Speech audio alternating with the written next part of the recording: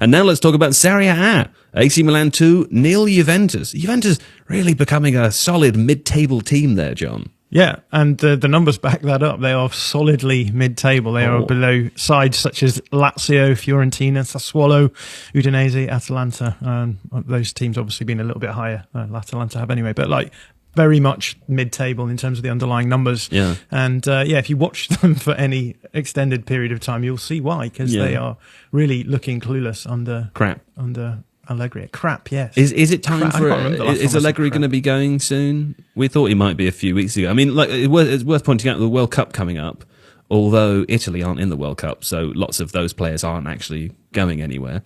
Is there expectation that some teams might decide that's a good time to have a refresh of the coaching staff because there's a bit of time to get the new coaches in and build up before games begin again? Do you think there's any chance that Allegri is for the chopping block, or are they still happy to maintain?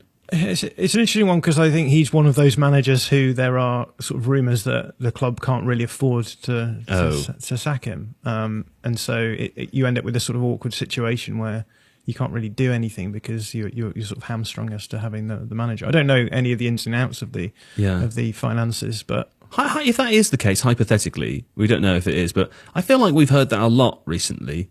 Is this a new thing? Was this happening before and we just didn't know about it? Or is it a thing where managers are being paid so much now that no one can afford to fire them? I think it's probably a combination of that and the fact that the times are hard even in football. Right. It's a big old chunk of money that has to be laid out, right, if you sack a manager with a long contract. And I think I read somewhere that they have this sort of rolling contracts with some of the managers they move on who they continue to pay them while they paying the other manager. So I don't know what's going on there. Seb, do you like Fikayo Tomori? That's a question for you. I do.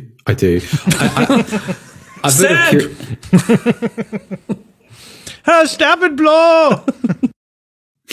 I'm kind of curious about quite how good he is. Like, I feel like, so one of the reasons I watched this game, two reasons. I wanted to see Tomori play against Vlahovic, just because Vlahovic is sort of very quickly ascended to becoming this very complete number 9. Whereas at the weekend, I think what struck me is how rarely they were actually in direct opposition. I can't even remember Vlahovic having a touch in the Milan box. Obviously Tomori scored an excellent, well-taken goal, a little bit fortuitous, celebrated it as if he was really angry about something, which is always a nice celebration.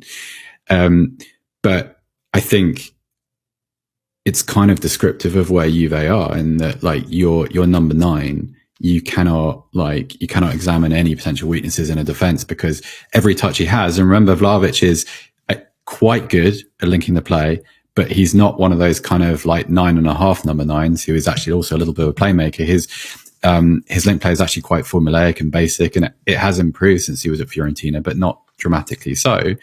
And he spent most of the game 35 yards from goal. So I didn't feel like I didn't feel like I had the interesting time that I was promised by the fixture, is what I'm trying to say. And I'm still none the wiser. I think Tomori is a great player. It's just that over time, with people kind of, Milan getting battered by Chelsea in the Champions League, that was a confusing issue with like what his place is in English football, what his place should be in the England squad, these kind of questions. Yeah. I think he's developed really well. I just don't know. I don't know the right context yet. It's confusing. But Juve are in trouble.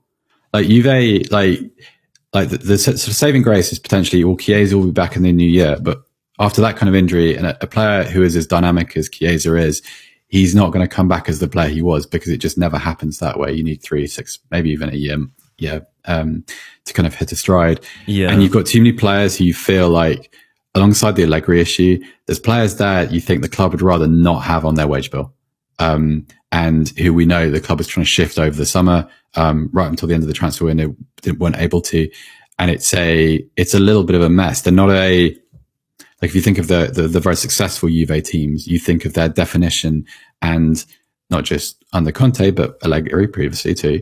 Like, they were mechanical and they had little bits of flair, but you knew you knew what everybody was supposed to be doing within it. Now there were times when I was watching over the weekend, I didn't know what they were trying to do. I couldn't see the kind of attacking method, and Milan were far superior. which is okay. kind of worrying. Okay. Well, let's keep an eye on Juve to see what's going to happen over the next few weeks. If you like this video, please consider subscribing to the channel.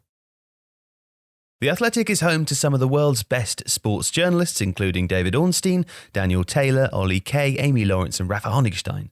There are journalists dedicated to each Premier League team, so every fan gets the coverage they deserve, not just the big clubs. And you can try it for free now for 30 days. See the link in the description.